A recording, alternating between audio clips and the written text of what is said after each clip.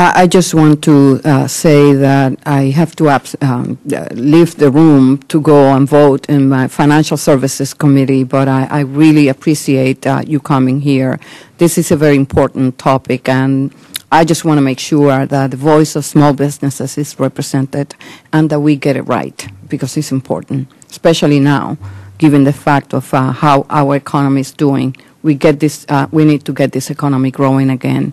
And with this, it offers an opportunity to create new jobs. So my question, Mr. McNamara, is, in your testimony, you highlighted how NRCA supports measures to promote cool roofs, but expressed concern about ensuring flexibility based on region. How can Congress promote the use of these roofs while maintaining the flexibility the industry seeks? Yeah. Very simply, this is simply a matter between, obviously, climates in the U.S. Areas such as, my part of the country in Wisconsin, where we have winters which we're looking more for heat absorption from the outside than we are losing, trying to reflect or avoid heat during our cold winters and so forth, and dealing with snow loads and all. And so really it's just a matter of being able to promote those in the areas in the south, whether it's a city like Atlanta or Florida or what have you, and realizing those differences throughout the country. Good.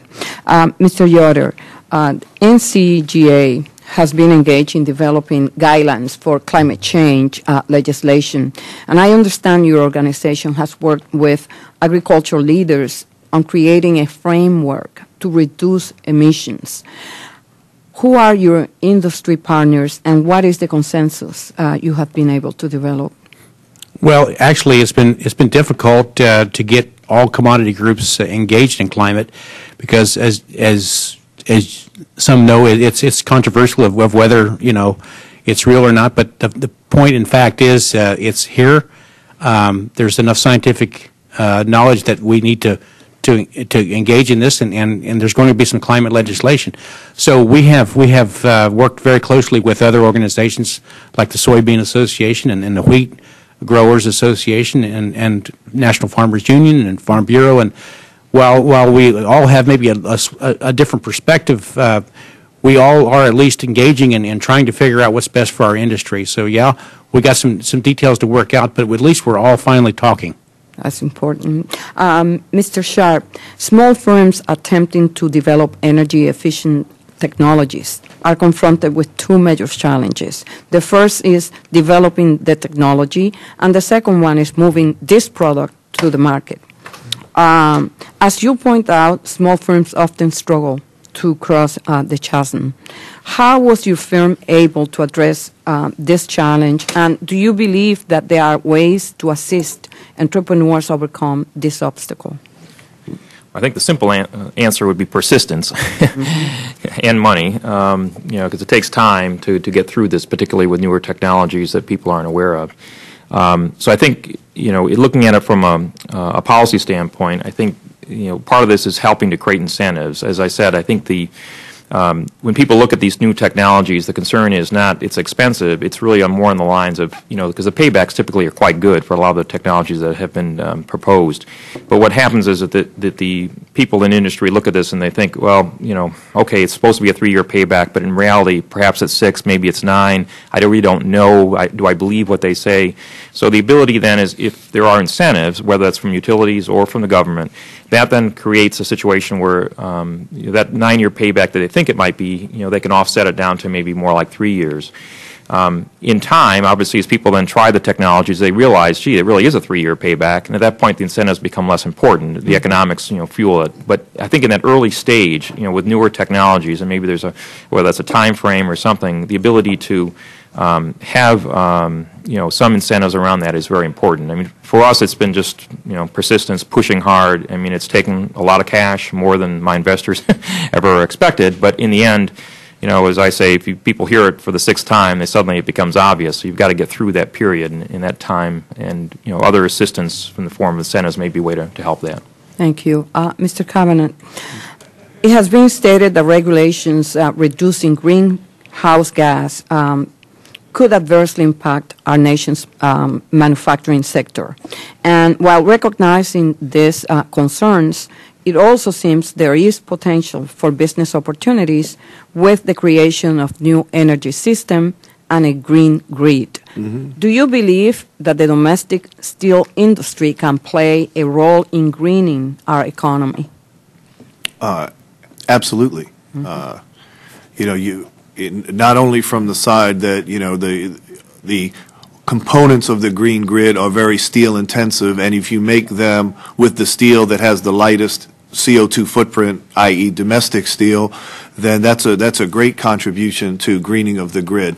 And then we get the benefit on the other side also is by using, energy that's much more green, that lowers the carbon footprint of our industry and flows all the way down through small businesses, as the gentleman to my left have made that point many times. So certainly, I think achieving a sound and functioning green grid there's a major role for steel. Thank you.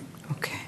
Mr. McNamara, there are a number of policy tools to encourage the adoption of energy-efficient practices. What is the most effective way, in your opinion, to accelerate energy-efficient roofing in order to reduce carbon emissions? Well, the piece of legislation that we have being proposed, the GRETA, the Green Roofing Energy Efficiency Tax Act, I think is a wonderful measure to do that. It's a win for all. It, number one, for building owners, brings down the depreciation term from, like I had mentioned previously, an unrealistic and period of 39 years down to a realistic period of 20 years. Study we had done at the time that we proposed this, done by Ducker Worldwide industrial research firm, found that average roof lives were really 17 and a half years, so a 20-year period would seem to be very reasonable. And then we have the opportunity to marry that along with a increase in energy efficiency and making that a benchmark requirement in order to attain and be able to utilize a 20-year period. And so, as I mentioned, I think it would be a win for all parties. Okay, Mr. Johnson, the National Farmers Union instituted a carbon credit program in conjunction with the Chicago Climate Exchange. How many of your farmers are involved in this program, and do you think this program can be a model for Congress in cap-and-trade legislation? We have about 4,000 members that are participating in the Chicago Climate Exchange offset program right now. I do believe that can be a model that should be used. Our view is that the model that is most appropriate there is the marketplace part of that model. One of the things that CCX had to do in order to create this market, to have it function, was they also had to have put in place a scientific panel that would establish the protocols, and then they put another system in place to verify compliance, all those sorts of things. That's really not a role that the market itself should play. Those procedures should be done by USDA. Why is that? Because they don't have that expertise. They had to get it. The role that the CCX should play should be a role of handling the money, being the market exchange, if you will, so that there are fair prices, so there's transparency, all those kinds of things.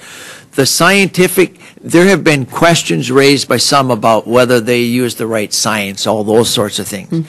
The way you avoid those questions is you have those decisions made by the scientists that, as we would propose it, they should be at USDA.